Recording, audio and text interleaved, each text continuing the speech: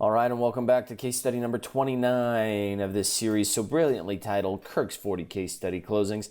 I'm your host, Ryan Kirk, and these case studies range from vacant lots to custom luxury homes and total $2,042,081.71 in profits and equity without having to personally go see the property on some. With no cash, no credit of my own, it varies and I'll explain. And I do it all with Flip Logic and 1-888 cash offer. Now let's get into number 29 of the 40 case studies. That brings us to 21190 Las Palmas Court, San Jacinto, California.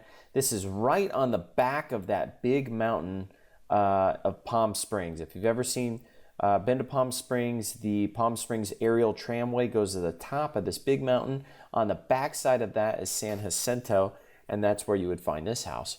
And if you look at the photo to the right, you'll notice this property had some major foundation issues. I'm talking the slope on this foundation had dropped. I think it was close to, there is a limit where I believe is it 10 inches? I don't remember. Don't quote me on that. But there is a limit, and this was about an inch to half an inch from that breaking point to where the foundation would have been unsalvageable. So this was right on the borderline. However, they could still put in the push piers and I guess whatever they needed to do to lift that foundation back to a leveled point to where they could reinforce it, and then you could complete your rehab. So here's the deal. It was off market. Seller wanted to relocate. He's elderly. Obviously, this thing had major structural issues. The lead originated through an agent of ours, and that's how it had gotten to us. So, of course, don't be afraid of cracked foundations. That can be, it means big discount, right? And you just have to give it to the right investor who's comfortable with dealing with foundations. A good foundation contractor and engineer, they're going to do the work, they're going to warranty it for a number of years, and it's going to be perfectly fine. So it's just the cost and expense to do that. Don't get me wrong, there's always some risk that they can't get the foundation level, or they screw it up even worse, and I would imagine their insurance would cover that. But there's always some risk, but the right investor is going to be fine with it, and you just got to get the right contractor involved. So the ARV came out to $399, and the repairs, believe it or not, they came out to $31 a square foot. And you may be wondering, how is $31 a square foot possible when usually we talk about a property being awful, being somewhere around $35 to $40 a square foot. Well, the foundation with the piers to support and correct this whole thing, I believe it was somewhere around $70,000 just for the foundation work, which was a huge part of the budget. And if you notice, this house, the construction on it, I believe is 1980s construction, 1980s, 1990s. So the other $30,000 was going to complete the cosmetic repairs needed to get this up to the ARV, the $400,000 ARV. So that's what it had come out to. The purchase price that the seller agreed upon was $160,000, and $160,000, again, we use the law of reciprocity. Hey, if we pay all cash, pay all the closing costs, and close on the date of your choice, what's the best price you can do? Seller agreed to $160,000.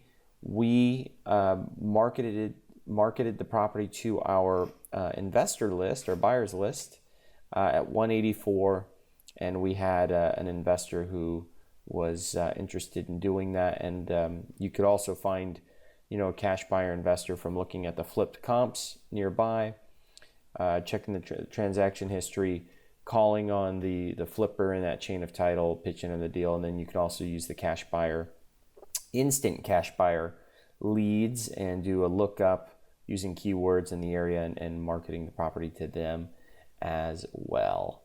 So, deposit required on this deal. I believe we didn't have to use any deposit. Again, if you use 5 business days on when the deposit is due, that should give you 7 calendar days to be able to market the property, get an investor interested, and have them wire their non-contingent deposit in lieu of you ever having to do that.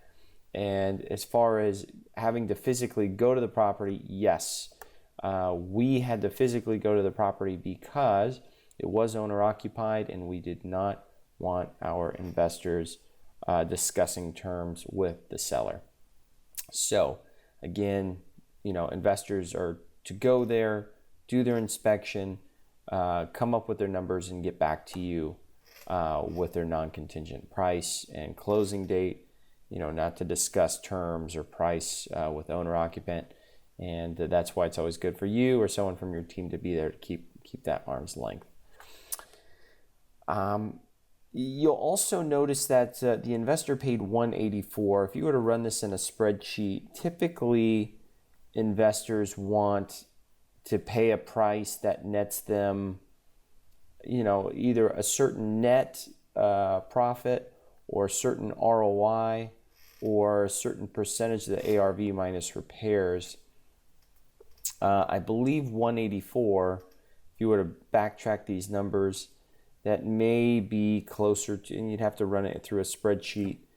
I believe that put this deal closer to a 15% ROI. Typically in these higher ARVs, 10% ROI, even with a heavy rehab, is adequate and is attractive to a rehabber, which is somewhere around 83% of the ARV minus repairs, and the net profit can vary.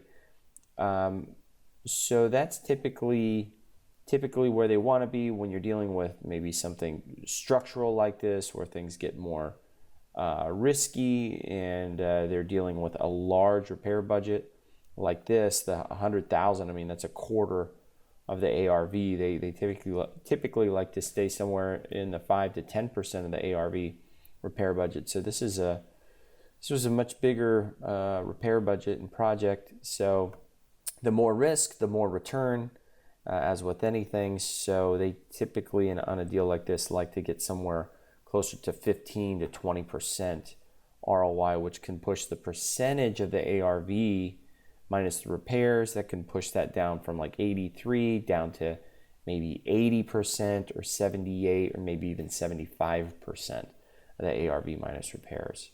So there you have it. We put it under contract with the purchase and sale agreement, used an assignment to assign it to our buyer, and they used hard money to close, and that's how this deal worked.